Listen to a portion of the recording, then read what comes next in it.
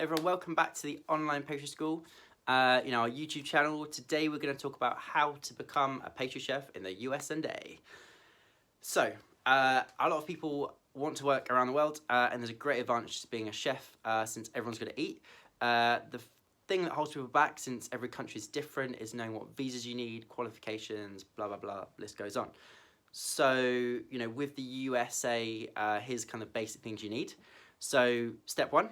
You need to apply for a visa. So the type of visas you need to apply for depends on how long you're staying and what your position is. So for example, someone who is in a manager position will need a different visa to someone who has just finished culinary school.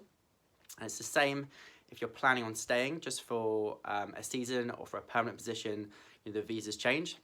I've included a full list of the visas down below. I've got the link down there, so head over there and just see which one applies to you.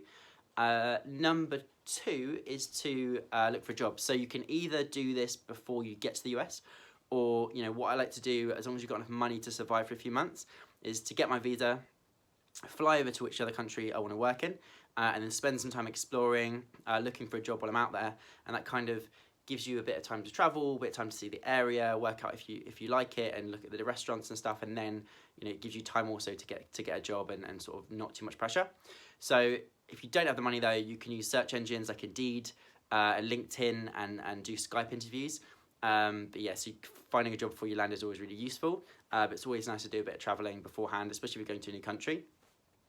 Step number 3 is super simple, but just make sure you book your ticket early. I know it sounds obvious, but if you don't set a date, you won't have the pressure to kind of work on interviews, do visa applications.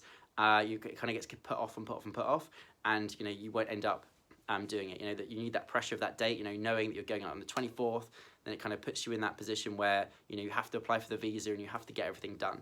So that's really important. Take the jump, book the flight. And lastly, you want to have a little read up on the different terms they use in kitchens, because things can be very different. And there's some ingredients you won't be able to get hold of, especially if you're writing menus and stuff. So just make sure what you can and can't get for where you're going to be. And especially if you're in a position where you're going to be writing menus, just make sure you know what you can get and what kind of terms they use for different kitchen terms they use, that kind of stuff. So just do your research, make sure you know what you're doing. Also, don't try and take knives on a plane. I know it's very, very obvious, but when you go out there, it's just a complete force of habit to put your knife case in your bag, and you head off to the airport, and then you end up getting arrested, and it's not ideal. So you should be able to get someone to send them over via post, or just buy some new knives when you get over there. Just buy some good cheap ones like Victorinox, something like that. You should be absolutely fine. Just to last you for that year.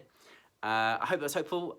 Don't forget to check out the link below to see the pastry chef video lessons from our chefs from all over the world, which will kind of grow your knowledge and also give you a great boost in your career. So thanks very much for watching, and I'll see you in the next video.